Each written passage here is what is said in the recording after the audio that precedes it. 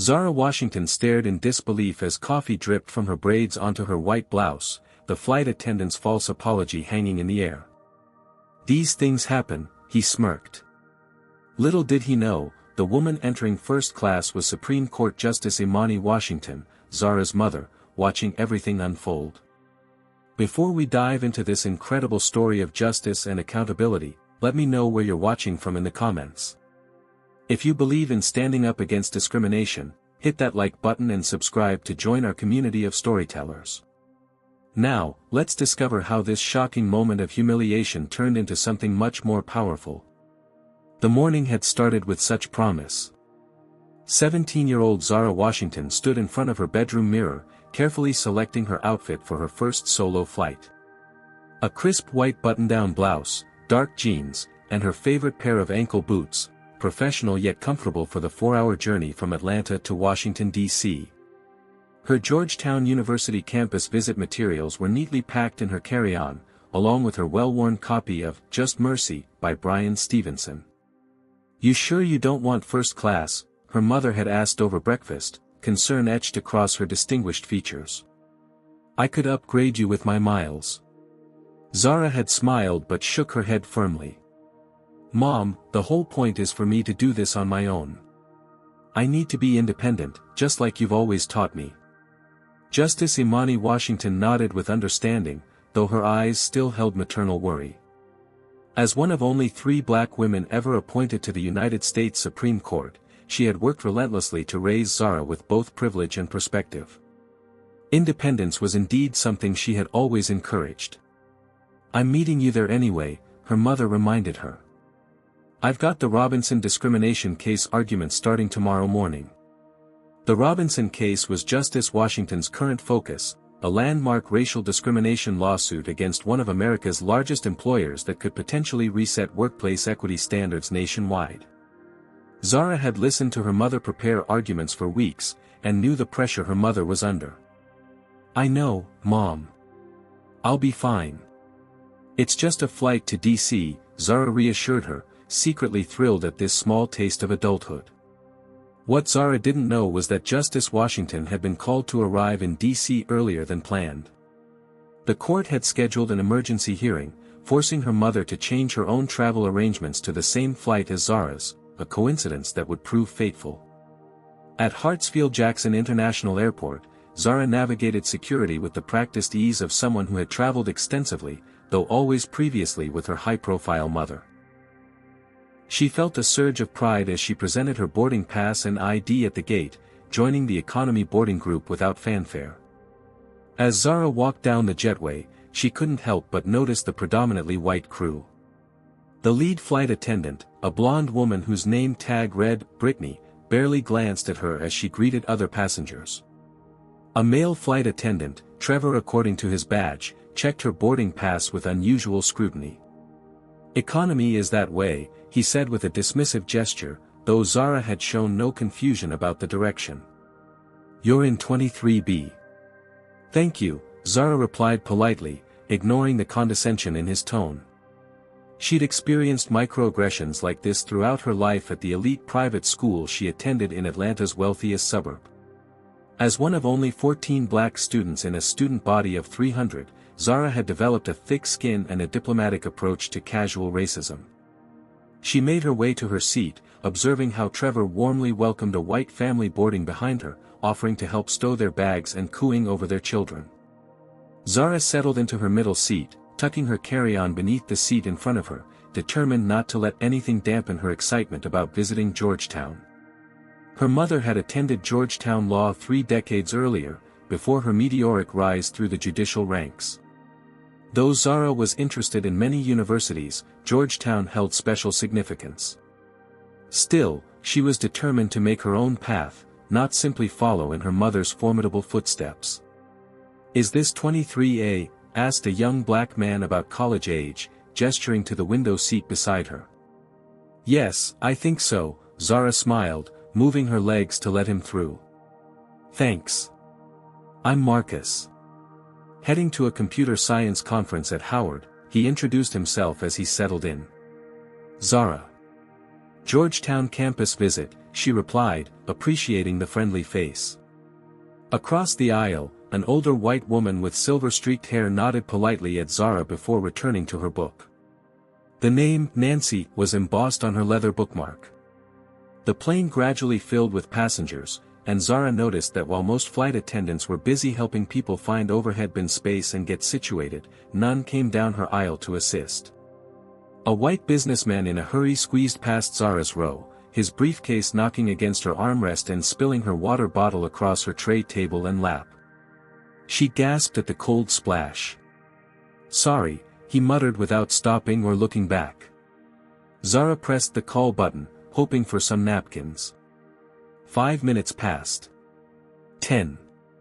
The button remained unanswered even as Trevor efficiently responded to a similar call 3 rows ahead from a white woman. "You okay?" Marcus asked, noticing her damp jeans. "Yeah, just a little wet," Zara replied, trying not to make a fuss as she dabbed at her jeans with her sleeve. As the boarding process completed, Zara overheard Trevor speaking to Brittany near the galley. "I don't know why certain people think they belong in air travel when they can't afford it. They should stick to buses," he said in a voice just loud enough to carry. Brittany laughed softly. "I know, right? Economy's going to be a handful today." A younger flight attendant named Alison looked uncomfortable at their exchange but said nothing as she arranged welcome drinks on a tray. Zara felt her cheeks burn, recognizing the coded language all too well. She thought about her mother's advice from years earlier: when they go low with discrimination, you rise high with dignity. Then, when you're in position, you change the system that allows it. She took a deep breath and sent a quick text to her mother before the announcement to switch to airplane mode. "Some subtle racism on the flight already. Nothing I can't handle. See you in DC. Love you."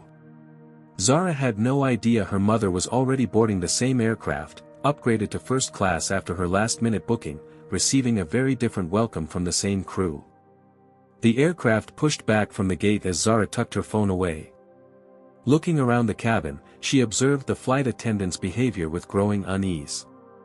Brittany moved through the first-class cabin with practiced grace, offering pre-departure beverages and hanging up jackets. Trevor assisted in business class with similar attentiveness. Meanwhile, Alison, clearly the most junior crew member, hurried through economy with minimal interaction. When the seatbelt sign dinged off after reaching cruising altitude, passengers began moving about the cabin. Zara remained seated, reviewing her Georgetown information packet. The university's commitment to diversity seemed promising, though she knew institutional statements often differed from lived experiences. This was a conversation she was eager to have during her campus tour. After 30 minutes, she noticed the beverage service had begun. Alison was handling one aisle while Trevor took the other. Zara pressed her call button, hoping to request a ginger ale before the cart reached her row, as her throat felt dry from the cabin air. The button remained illuminated for 15 minutes, ignored as both Trevor and Brittany passed through her section multiple times. Zara noticed they responded promptly to calls from other passengers, primarily white ones. "They're definitely ignoring you," Marcus observed quietly. "I've been watching." "It happens," Zara replied with a resigned shrug, though her frustration was mounting. When the beverage cart finally reached their row, Trevor served the older white woman, Nancy, first, despite Zara's illuminated call button. "Diet Coke, please," Nancy requested, then pointedly added, "and I believe this young lady has had her button on for quite some time." Trevor's smile tightened as he turned to Zara. "What would you like?" His tone lacked the warmth he'd shown to other passengers. "Ginger ale, please," Zara requested politely. "We're out of ginger ale in this cart," Trevor responded immediately, without checking. "Water only." Zara glanced past him at the cart, where ginger ale cans were clearly visible. "I can see some right there," she said, keeping her voice even. "Those are reserved for business class," he snapped. "Water or nothing." Marcus frowned. "That doesn't make any sense. I've seen you serve ginger ale to others in this section." "Sir, please stay out of this," Trevor cut him off. Water, he repeated to Zara, his tone challenging. Yes, water is fine, she conceded, not wanting to create a scene. Trevor slammed a plastic cup down and poured water from a bottle with deliberate carelessness, splashing some onto her tray. He moved on without offering a napkin or apologizing. Unbelievable, Marcus muttered. Across the aisle, Nancy had observed the entire interaction with narrowed eyes.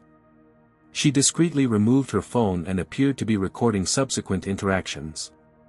As the flight progressed, the pattern became unmistakable. When Zara asked Brittany for a blanket as she passed by with a stack of them, she was told none remained, only for Brittany to offer one to a white passenger in the next row moments later. When Zara attempted to use the forward lavatory, Trevor redirected her to the rear, though he had allowed white passengers from her same row to use the forward one. Zara thought of her mother, who had faced much worse discrimination in her early career. Justice Washington had once been mistaken for janitorial staff while wearing her judicial robes in a courthouse hallway. She had responded with such composed dignity that the offending lawyer later wrote a public apology that became part of a training program. Zara tried to channel that same composure now. During a quiet moment, Alison passed through collecting trash. Unlike her colleagues, she made eye contact with Zara and offered a small, apologetic smile. "Would you like a refill?" she asked softly. "Yes, please." "Water is fine," Zara replied. As Alison poured, she whispered, "I'm sorry about earlier." Before Zara could respond, Trevor appeared behind Alison. "Needed in galley," he said curtly. Alison hurried away, leaving Zara to wonder if at least one crew member recognized the unfair treatment. "You should document this," Marcus suggested. "This is textbook discrimination." "I've been taking mental notes," Zara assured him. What she didn't say was that her mother had taught her to gather evidence methodically before making accusations, especially when institutions would likely close ranks to protect their own. 2 hours into the flight, Zara decided to request a statement of conduct from the lead flight attendant. Her mother had always taught her to address issues through proper channels first. She pressed her call button again, determined to speak directly with Brittany. Little did she know that 7 rows ahead in first class, Justice Imani Washington was reviewing case notes while occasionally glancing toward the economy cabin, wondering if she might catch a glimpse of her daughter. The call button above Zara's seat had been illuminated for 23 minutes. She had counted each passing minute on her watch, maintaining her composure despite growing indignation. Marcus had pressed his button too, in solidarity, but both remained unacknowledged as flight attendants busied themselves with other passengers. "This is ridiculous," Marcus muttered, closing his laptop. "I'm going to find someone." "It's okay," Zara said, placing a restraining hand on his arm. "They'll have to come eventually." Her mother's voice echoed in her head, "Patience can be a form of power. Let them reveal the pattern of behavior before you call it out." Finally, Trevor approached their row, his expression tight with irritation. "You've had your call buttons on for quite some time," he stated accusingly, as though they were at fault. "Yes, we have," Zara acknowledged calmly. "I'd like to speak with the lead flight attendant, please." Trevor's eyebrows raised. "Regarding?" "The service disparities I've observed on this flight," Zara replied, maintaining eye contact despite her racing heart. "I'm not sure what you're implying," Trevor's voice took on a defensive edge, "but Brittany is busy in first class. I can assist you." "The beverage service is underway again," Zara noted, gesturing toward the cart approaching from the rear. "I'm happy to wait until she's available." Trevor's jaw tightened. "Fine. I'll let her know when she has a moment." He walked away without turning off either call button. The beverage cart, pushed by Brittany herself this time with Alison assisting, eventually reached their row. Brittany served the passengers across the aisle first, engaging in friendly banter with Nancy and offering extra snacks. When she turned to Zara's row, her smile vanished. "What can I get you?" she asked flatly. "Could I have coffee, please?" "And I'd still like to speak with the lead flight attendant when convenient," Zara requested. I am the lead flight attendant, Brittany responded coldly. What seems to be the problem? I've noticed a pattern of... One moment, Brittany interrupted, turning to prepare the coffee. She exchanged a look with Trevor, who had reappeared nearby. As Brittany turned back with the coffee cup, Trevor bumped into her from behind, a move that appeared far from accidental. Hot coffee splashed across the service cart and directly onto Zara, drenching her white blouse and jeans. The scalding liquid caused her to gasp in pain, jumping up instinctively. Oh! Brittany exclaimed, her surprise seeming performed rather than genuine. I'm so sorry. Trevor, napkins please. Trevor handed over a small cocktail napkin, woefully inadequate for the amount of coffee covering Zara, with a smirk barely disguised as concern. These things happen, he said, making no real effort to help.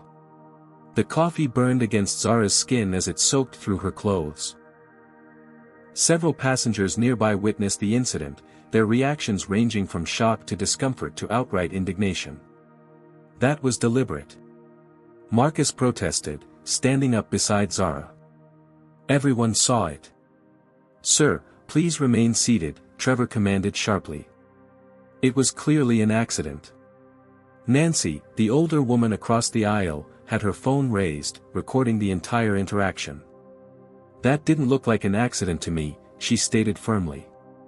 And I have it all on video. Brittany's expression hardened as she noticed the recording. Ma'am, photography of crew members is against airline policy. Recording incidents isn't, Nancy countered. I'm well within my rights. Zara stood in the aisle, coffee dripping from her clothes, fighting back tears of pain and humiliation. The hot liquid had left angry red marks on her skin, and her carefully chosen outfit was ruined. But something in her refused to break down. Perhaps it was her mother's influence or her own inner strength, but she straightened her posture and addressed Brittany directly. I need to file a formal complaint, she stated, her voice remarkably steady. I'd like your employee identification numbers and the proper forms. Brittany and Trevor exchanged glances. With a subtle movement, Trevor shifted his name badge into his pocket. Brittany's hand moved to cover her own. You can contact customer service after the flight, Brittany responded dismissively. Now please return to your seat, you're blocking the aisle. She needs to clean up first, Marcus protested.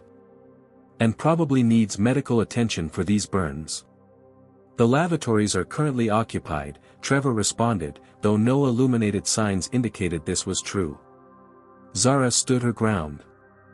I'm entitled to proper documentation of this incident while still on board. That's airline policy. Her mother had taught her to know her rights in any situation, knowledge was protection. Are you refusing to comply with crew member instructions? Trevor asked, his voice taking on an official, threatening tone. Because that's a federal offense. Several passengers began murmuring in protest at this escalation. Alison, who had been standing frozen in shock, finally spoke up. I can take her to the forward galley to clean up, she offered quietly. And get the first aid kit. That won't be necessary, Brittany cut her off. We're about to begin meal service. She can use the rear lavatory when it's free. Zara could feel dozens of eyes on her, witnessing her humiliation. Some passengers looked away uncomfortably, while others watched with open concern. A middle-aged white man in a business suit several rows ahead had half risen from his seat, looking conflicted about whether to intervene. The confrontation was escalating into exactly the kind of public scene Zara had hoped to avoid. But standing there, soaked in coffee that had been deliberately spilled on her, she recognized this moment for what it was, the same pattern of discrimination and intimidation that had persisted for generations, just in a modern setting. Meanwhile, unknown to everyone in economy class, Justice Imani Washington had requested information about an apparent disturbance in the main cabin. The first-class flight attendant had vaguely mentioned a difficult passenger being handled by the crew, never imagining that this passenger might be connected to the distinguished Supreme Court justice enjoying premium service just a privacy curtain away.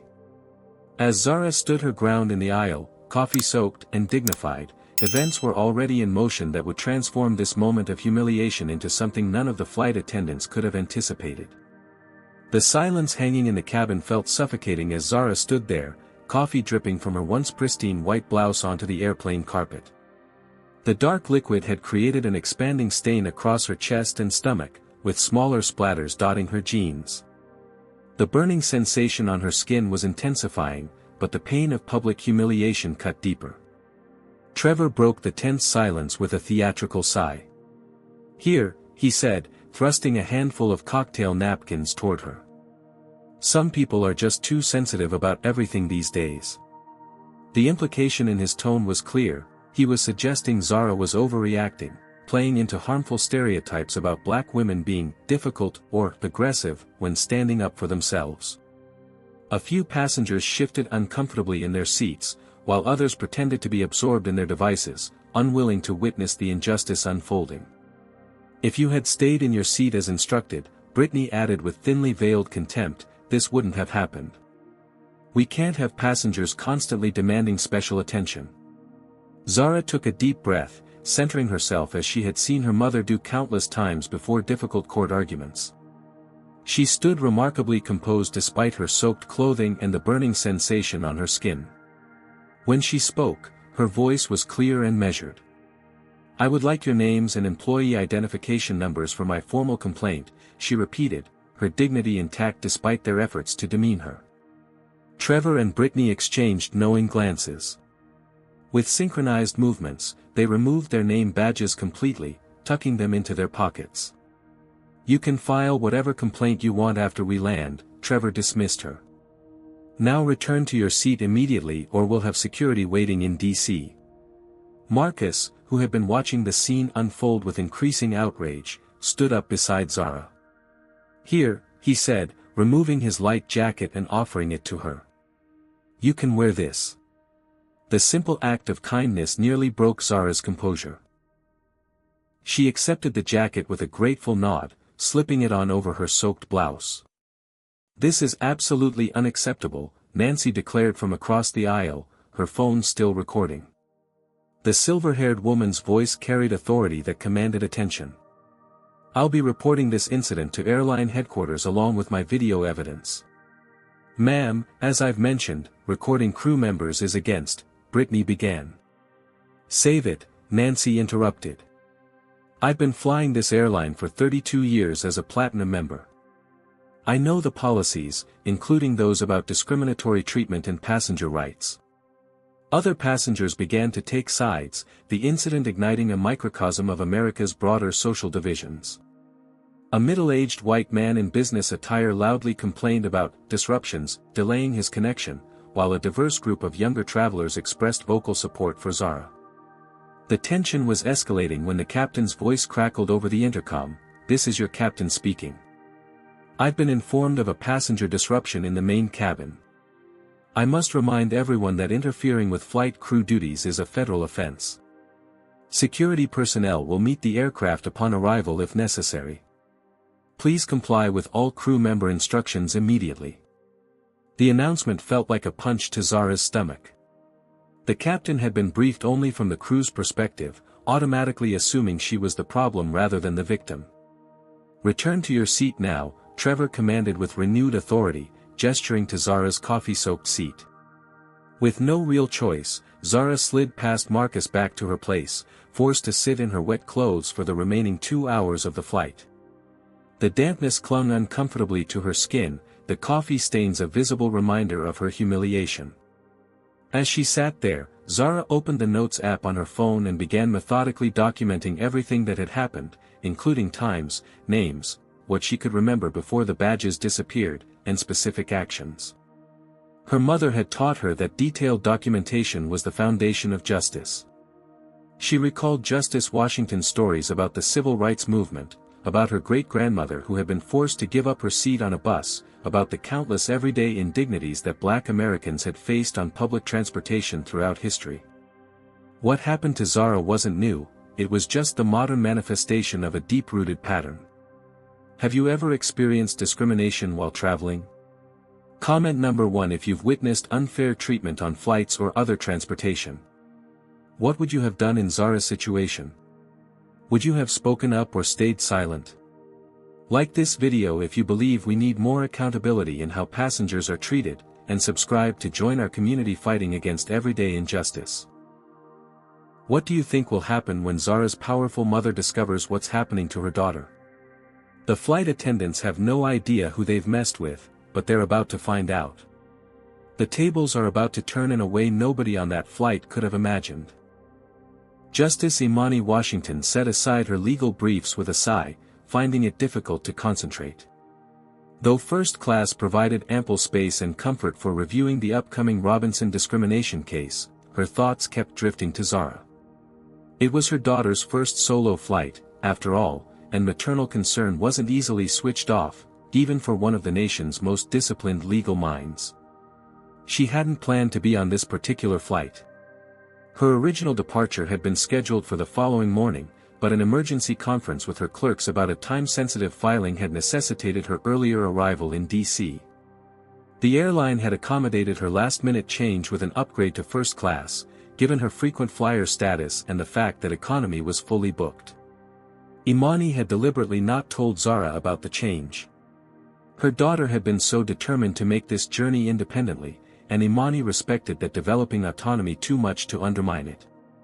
She'd planned to surprise Zara at baggage claim, imagining her daughter's mixture of shock and feigned annoyance at her mother's coincidental appearance. A commotion from the main cabin interrupted her thoughts. Though the first-class curtain remained drawn, she could hear raised voices and sensed unusual tension among the crew. The flight attendant assigned to first class, a pleasant young man named David, had been summoned to the galley twice for hushed conversations with other crew members. "Is everything all right?" Justice Washington inquired when David returned to offer a beverage refresh. "Just a minor issue in the main cabin," he assured her with practiced professionalism. "Nothing to be concerned about. Some passengers are being a bit difficult, but the team is handling it." Imani's judicial instincts, honed through decades of reading between lines and detecting unspoken meanings, immediately registered that there was more to the story. "What kind of difficulty?" she pressed gently. David hesitated, then lowered his voice. "There's a young woman in economy causing a disruption. Apparently, she's making accusations against the crew and refusing to comply with instructions. Security might meet us in D.C." He shook his head slightly. "Some people just don't understand there are rules for everyone's safety." Something about this description triggered Imani's concern. "A young woman? Could you describe her?" "I haven't actually seen her myself," David admitted. "But Brittany, our lead flight attendant, mentioned she's a teenager, African American. Apparently quite entitled, demanding special treatment." Justice Washington's heart rate accelerated. The description matched her daughter, though the behavior didn't sound like Zara at all. Her daughter was unfailingly polite, perhaps to a fault, a trait carefully cultivated in a world that often harshly judged black girls for the slightest perceived attitude. "I'd like to see what's happening," she stated, her tone shifting subtly from casual passenger to the authoritative cadence that had commanded the nation's highest court. "I'm sorry, Justice Washington, but passengers need to remain seated except when necessary," David replied, his professional smile firmly in place. "I understand FAA regulations perfectly well," Imani responded, already unbuckling her seatbelt.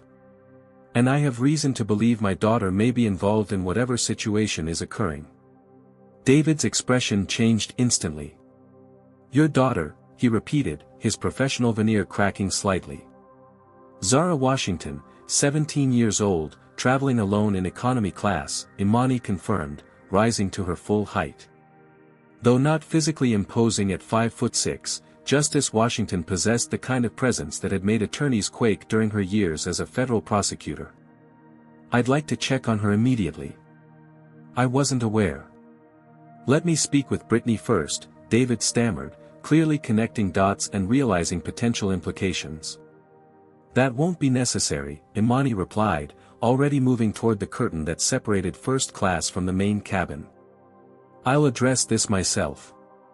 As Justice Washington pushed aside the curtain and stepped into the main cabin, she immediately spotted a cluster of activity midway down the aisle. Her maternal instinct and judicial observation skills worked in tandem as she registered several concerning details: a young woman in a coffee-stained white blouse wearing someone else's jacket, 2 flight attendants with conspicuously missing name badges, passengers with phones raised, apparently recording, and a palpable atmosphere of tension. When she recognized Zara's distinctive braids, Justice Washington felt a surge of protective fury that she carefully channeled into focused action. She began moving purposefully down the aisle. Trevor, stationed near the front of the economy section, noticed her immediately, a distinguished-looking black woman in an impeccable charcoal suit emerging from first class with unmistakable authority. Something about her seemed familiar, though he couldn't immediately place her. "Ma'am, I need to ask you to return to your seat," he said, moving to intercept her. "We're dealing with a situation, and all passengers need to remain seated." Justice Washington fixed him with the same penetrating gaze that had dismantled false arguments from the nation's top attorneys. "I believe you're dealing with my daughter," she stated, her voice calm but resonant with unmistakable power. "And I'd like to understand exactly what's happening." Trevor froze, his expression shifting from officious to uncertain as the implications of her statement registered. "Your daughter," he echoed, glancing back toward where Zara sat. Passengers along the aisle began to recognize the newcomer to the situation. A wave of whispers spread through the cabin as people nudged one another, pointing discreetly. "Is that Justice Washington? The Supreme Court Justice? Oh my God, that's Imani Washington." Marcus, still standing protectively near Zara's row, turned at the commotion and instantly recognized the approaching figure from news coverage in his constitutional law textbook. His eyes widened as he made the connection between Zara and the formidable woman approaching. "Zara," he whispered urgently. "Is that?" "My mother," Zara confirmed, a complex mixture of emotions crossing her face: relief, embarrassment, and a flicker of satisfaction at the dramatic shift in power dynamics about to unfold.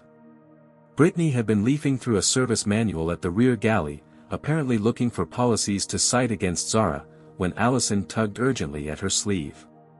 "Brittany," the junior flight attendant whispered frantically. "That's Supreme Court Justice Washington coming down the aisle, and I think she's related to the passenger you and Trevor have been." She trailed off, unable to finish the uncomfortable truth. Brittany's head snapped up, color draining from her face as she recognized one of the most powerful women in America advancing through the cabin with unmistakable purpose. Trevor made one last attempt to maintain control of the situation, physically positioning himself to block Justice Washington's path. "Ma'am, regardless of who you are, I need to insist you return to." "Step aside," Justice Washington commanded with such quiet authority that Trevor found himself automatically complying before his conscious mind could object. As Imani Washington finally reached Zara's row and saw up close the coffee-soaked clothing, the red marks on her daughter's skin, and the mixture of dignity and distress in her expression, the full reality of the situation crystallized with perfect clarity. The cabin had fallen completely silent. Every eye was fixed on the unfolding scene, passengers instinctively recognizing they were witnessing a pivotal moment where power, privilege, and accountability were being dramatically realigned. "Zara," Justice Washington said, her voice gentler now. "Are you all right?" The simple question, laden with maternal concern rather than judicial authority, nearly broke Zara's carefully maintained composure. She nodded, unable to trust her voice. Imani turned toward the flight attendants, who now hovered uncertainly in the aisle. When she spoke, her voice carried to every corner of the suddenly silent aircraft. "I believe we have a serious situation to address," she stated. "And I'd like to start with your names and employee identification numbers, unless there's a reason you've chosen to remove your name badges." The revelation had begun, and nothing on that flight would be the same again. The atmosphere in the aircraft cabin had transformed entirely. What had been a space of routine travel punctuated by discriminatory incidents had become an impromptu courtroom with Justice Imani Washington at its center. She stood in the aisle with the natural gravitas that had made her legendary in legal circles, her focus unwavering as she surveyed the flight attendants who had mistreated her daughter. "I'm waiting," she stated, her voice carrying the same measured authority that had commanded the Supreme Court chambers. "Your names and employee identification numbers, please." Trevor shifted uncomfortably, glancing at Brittany for guidance. The lead flight attendant had gone pale, but she attempted to regain control of the situation. "Justice Washington," Brittany began, forcing a professional smile that didn't reach her eyes. "We understand your concern as a mother, but there seems to be a misunderstanding. We can certainly discuss this, but perhaps in a more private setting after we land." "There is no misunderstanding," Justice Washington replied calmly. "My daughter is sitting in coffee-soaked clothing with visible burns on her skin. Multiple passengers appear to have recorded the incident. And both you and your colleague have removed your identification badges, contrary to airline regulations." She paused deliberately. "These are facts, not interpretations open to debate." The judicial technique, separating verifiable facts from disputable claims, immediately shifted the dynamic. Passengers who had been watching the scene unfold murmured in agreement. "I witnessed everything," Nancy stated firmly from her seat across from Zara. "And I have it all recorded. These attendants deliberately spilled coffee on this young woman and then refused to help her clean up or access first aid." Other passengers began offering corroborating accounts, their voices overlapping. "They ignored her call button for almost half an hour before this happened. The male attendant made comments about certain people not belonging on flights. They've been treating her differently from white passengers the entire flight." As the testimonials mounted, Alison, the youngest flight attendant, suddenly stepped forward. Her hands trembled slightly, but her voice was clear. "I need to speak up," she stated, avoiding eye contact with her colleagues. "What happened wasn't right. Trevor and Brittany have been targeting this passenger since boarding. The coffee spill wasn't accidental." She swallowed hard before continuing. "And it's not the first time I've seen them do something like this to certain passengers." Trevor turned on her furiously. "You need to stop right now," he hissed. "Remember team loyalty." "Team loyalty doesn't extend to discriminatory behavior," Justice Washington interjected. She turned to Alison with the same attentive respect she showed to even the most junior clerks at the court. "Please continue." Encouraged, Alison described the pattern she had observed during her 8 months flying with the crew: selective enforcement of rules, deliberate service delays for passengers of color, coded language, and occasional accidents that seemed anything but random. Justice Washington nodded, listening intently while taking photographs of Zara's condition and the surrounding situation with her phone. Her methodical documentation reflected the same careful approach she brought to constitutional analysis. Brittany, realizing the situation was spiraling beyond control, attempted a new strategy. "We need to inform the captain," she announced, reaching for the interphone.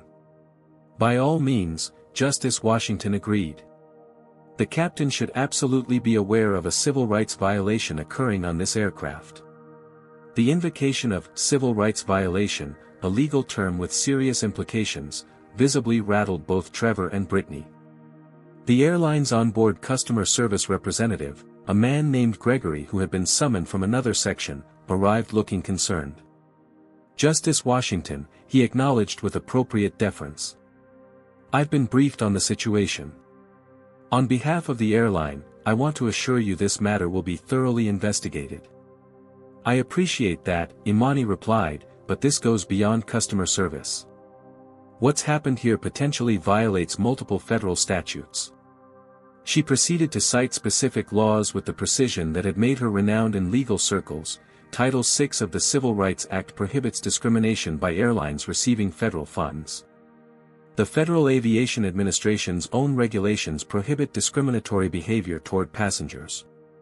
And the Air Carrier Access Act, while primarily addressing disability issues, has been interpreted by the courts to cover broader forms of discriminatory treatment. Gregory's expression grew increasingly alarmed as Justice Washington continued her impromptu legal brief in the aircraft aisle.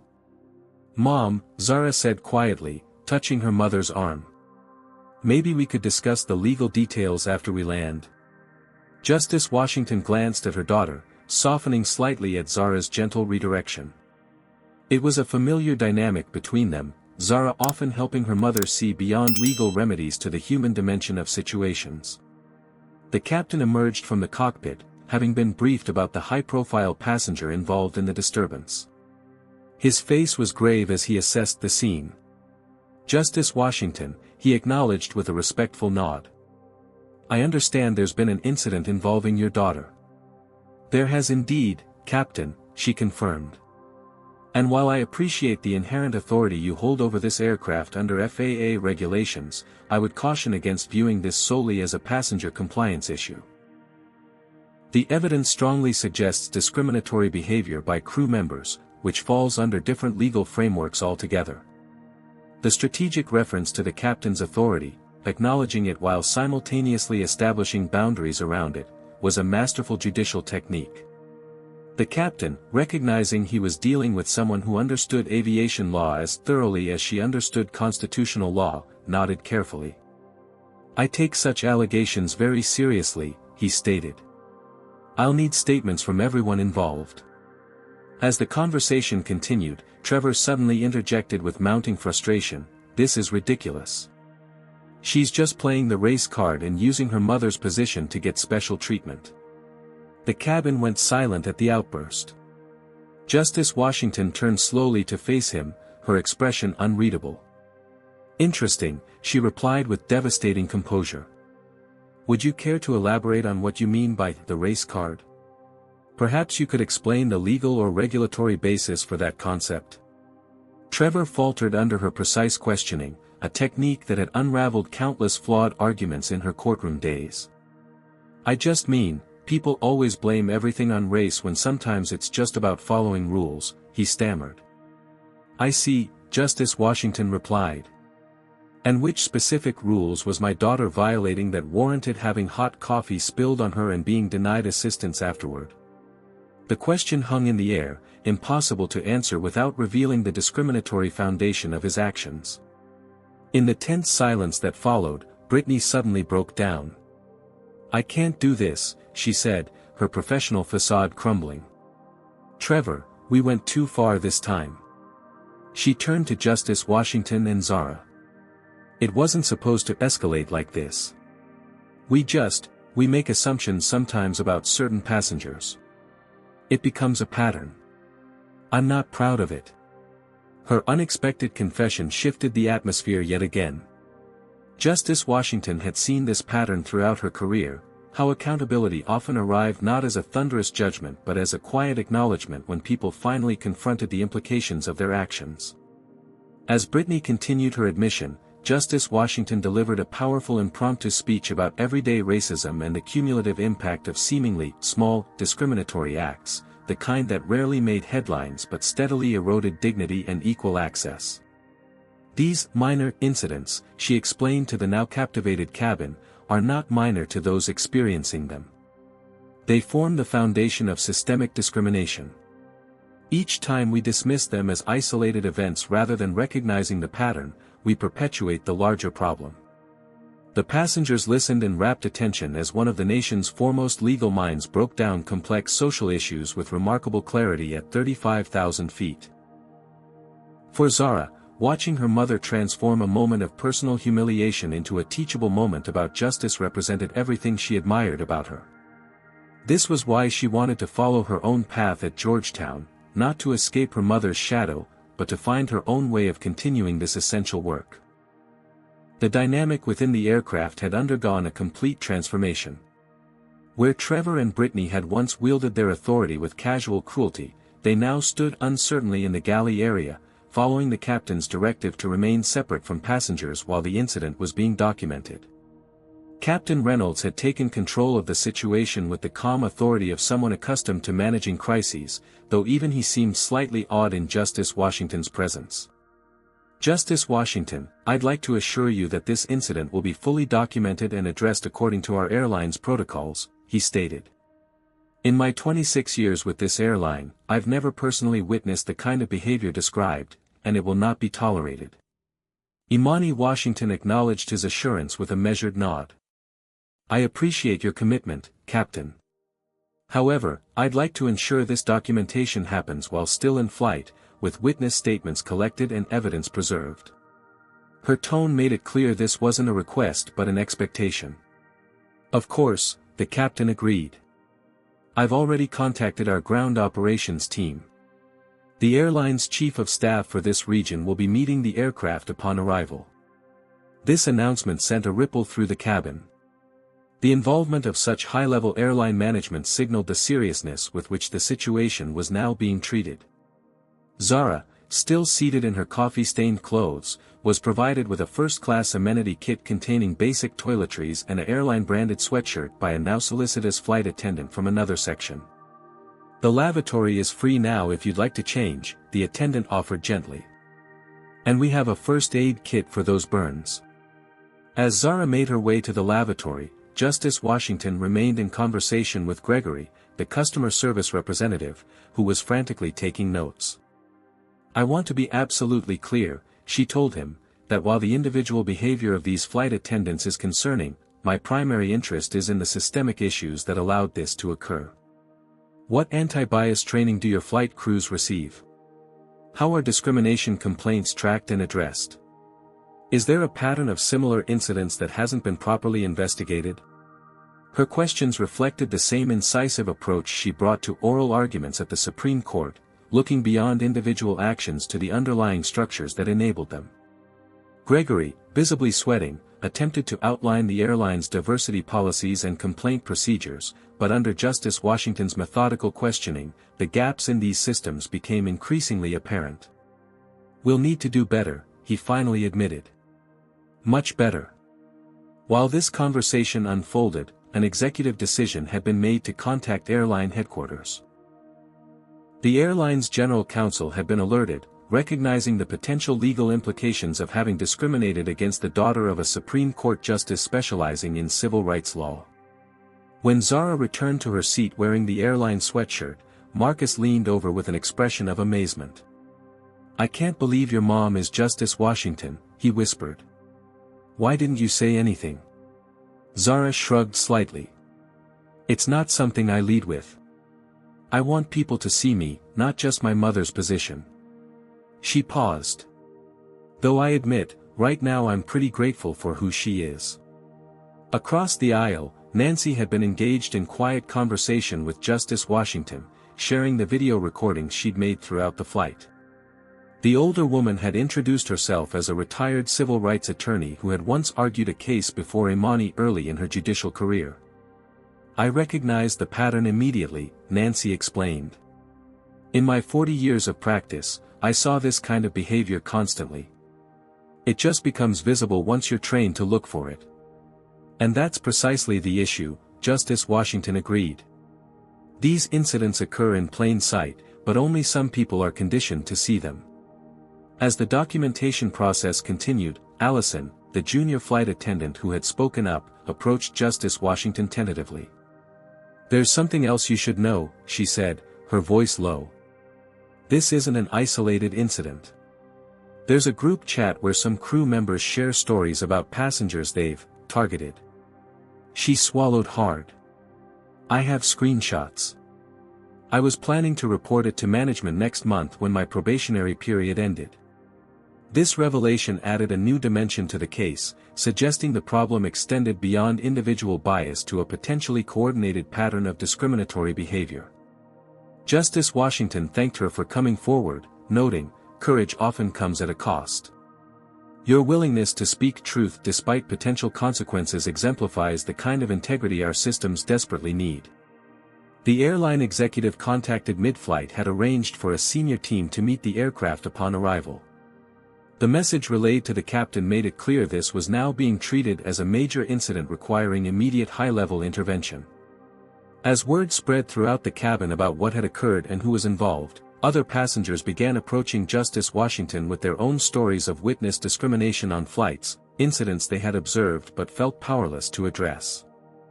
A flight attendant from the international cabin crew, not involved in the incident, quietly shared with Justice Washington that internal reporting mechanisms often failed to address discriminatory behavior adequately.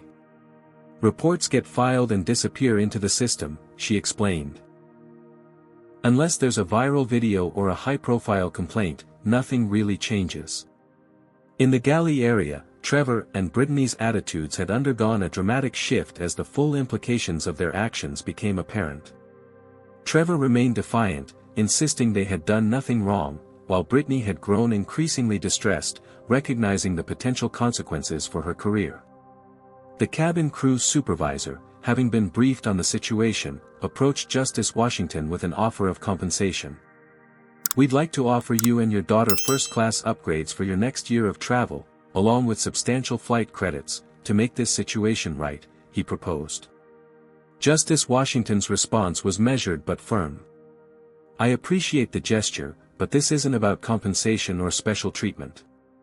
It's about accountability and systemic change. The appropriate resolution would involve policy revisions, improved training, and transparent reporting of discriminatory incidents." Her decades on the bench had taught her that meaningful change required structural solutions, not just individual remedies. The supervisor nodded, slightly chastened. "Of course. I'll relay that to our executive team." As the flight began its descent into Washington, D.C., Zara observed how completely the power dynamics had shifted. The same flight attendants who had wielded their authority to humiliate her were now being held accountable by systems far more powerful than their petty dominance. Yet what struck her most was her mother's approach, not seeking retribution or special treatment, but systemic reform that would protect others who might not have a Supreme Court justice as a parent. This was justice in its truest form, not privilege for the few, but protection for all. "Are you okay?" Justice Washington asked quietly, noticing Zara's contemplative expression. "I'm fine," Zara assured her. "Actually, I'm better than fine. I'm learning a lot about how change really happens." Her mother smiled, recognizing in her daughter the same passion for justice that had defined her own career. "Sometimes the most important lessons come in the most unexpected moments," she observed.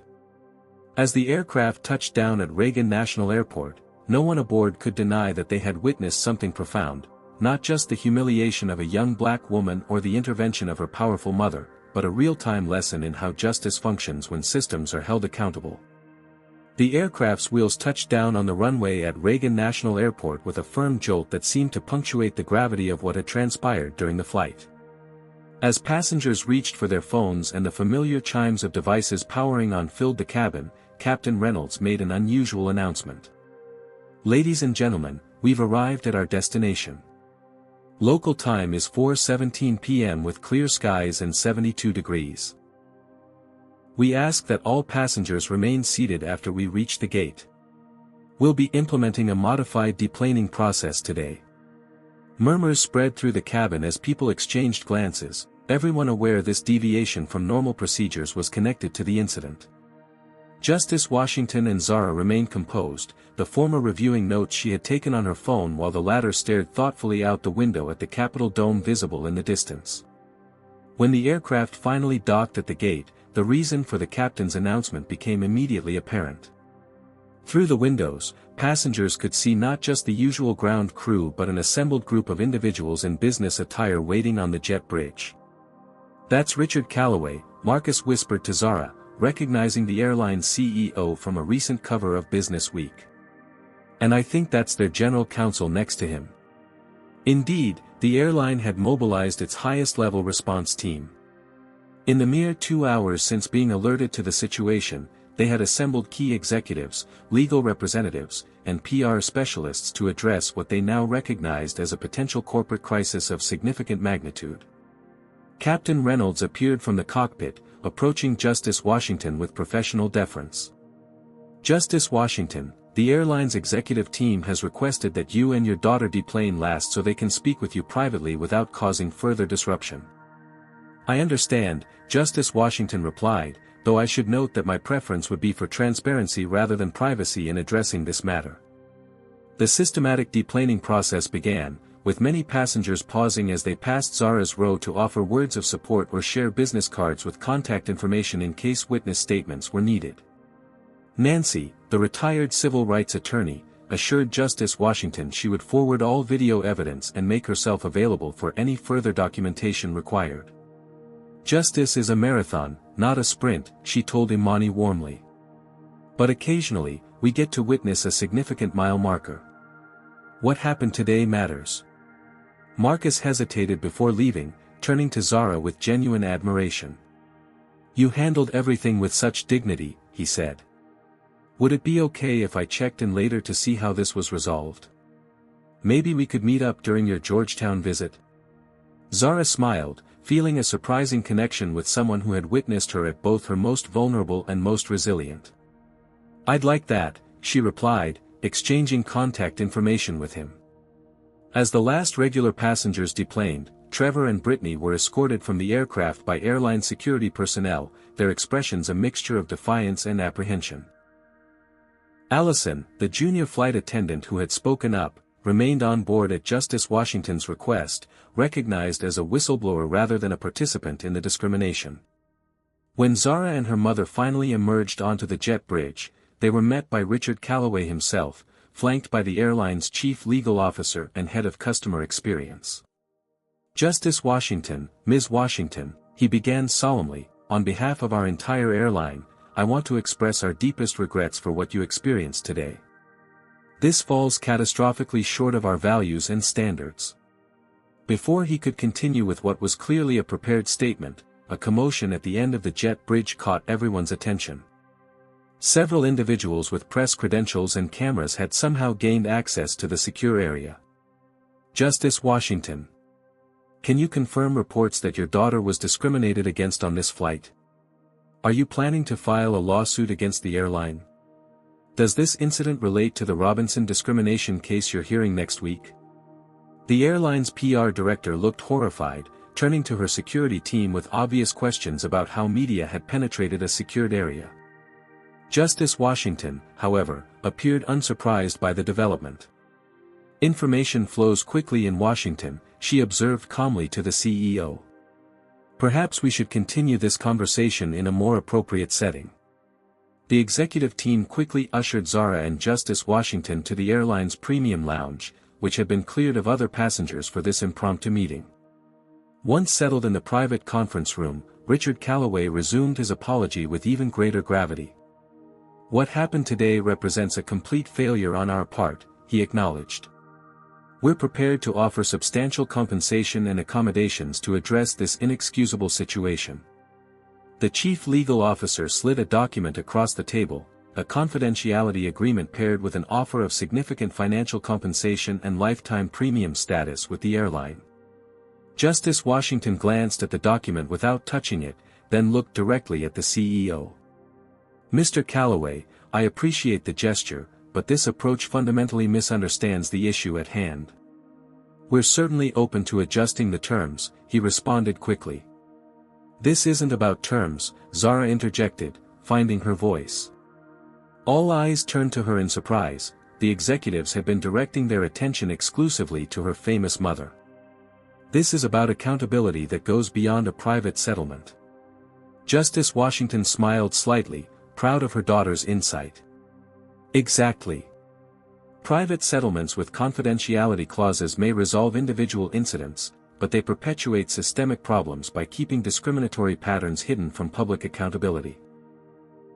The executives exchanged uneasy glances as Justice Washington continued, what happened to Zara today happens to countless passengers who don't have the platform or protection that her connection to me provides. Those cases deserve equal attention and meaningful remedy. Instead of demanding special treatment or substantial compensation, Justice Washington outlined a structural approach to addressing the airline's apparent issues with discriminatory behavior. First, a comprehensive audit of discrimination complaints filed against your airline over the past 5 years, conducted by an independent third party with results made public. Second, mandatory anti-bias training for all customer-facing staff, designed by experts in the field rather than generic corporate programs. Third, transparent reporting of discrimination incidents and their resolutions, similar to how safety incidents are tracked and disclosed.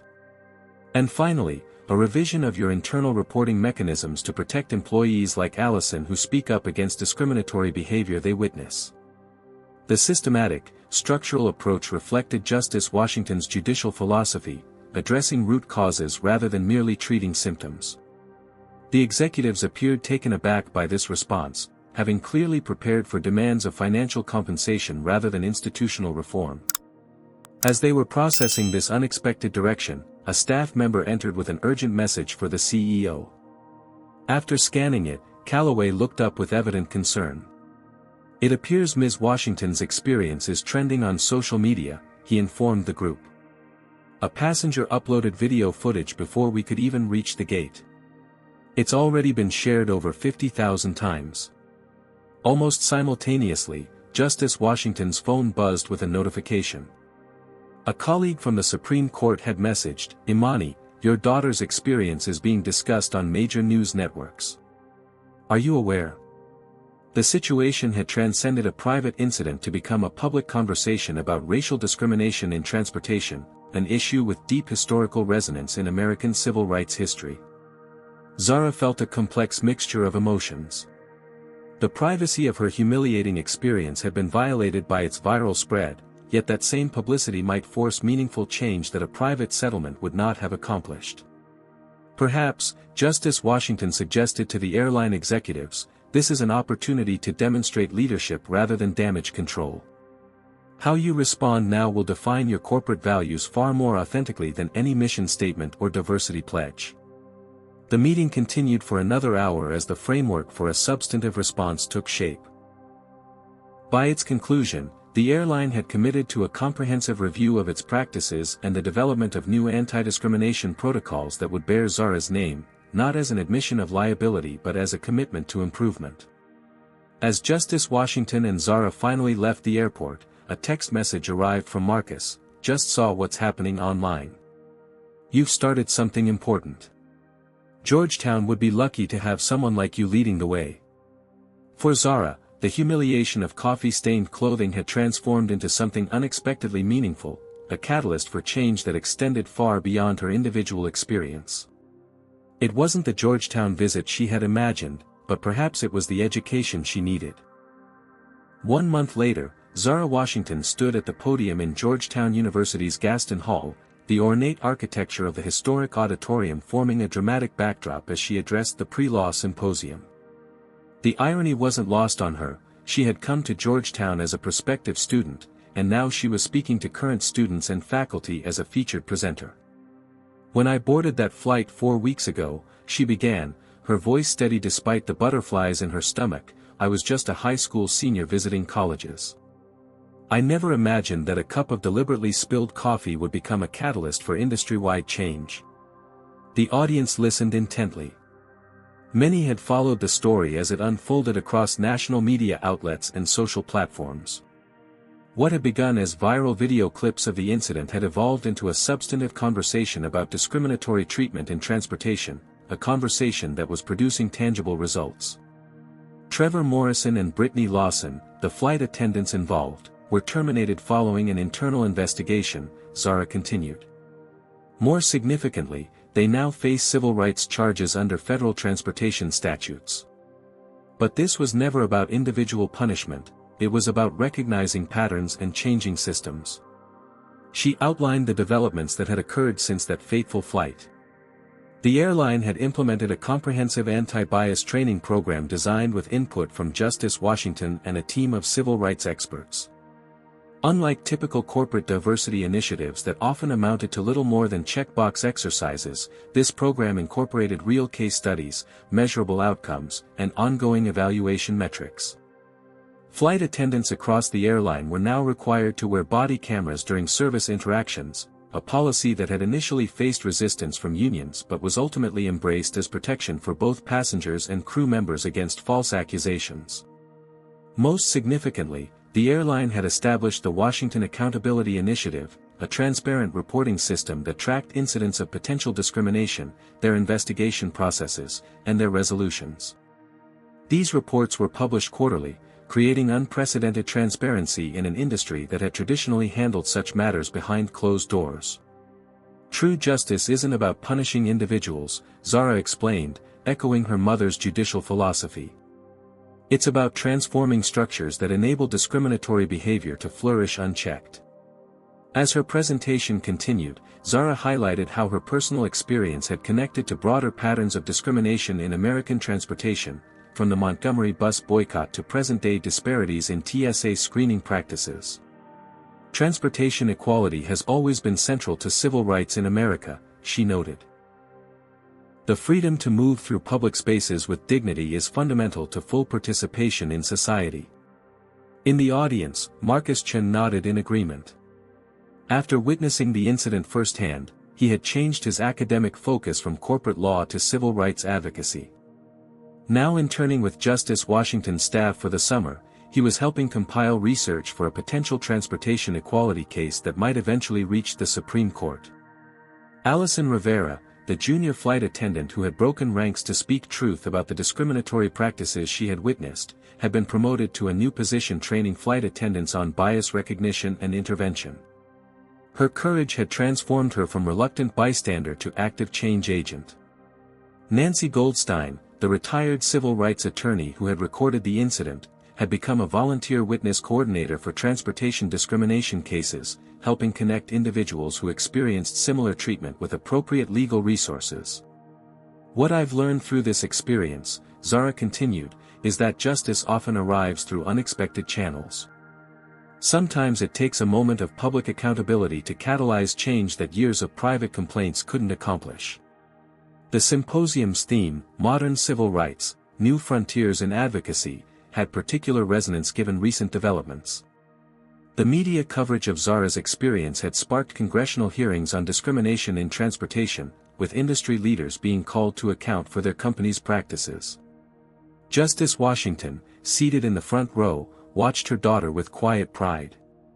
The incident had influenced her approach to the Robinson discrimination case, helping shape a legal precedent that would extend workplace protections in significant new ways.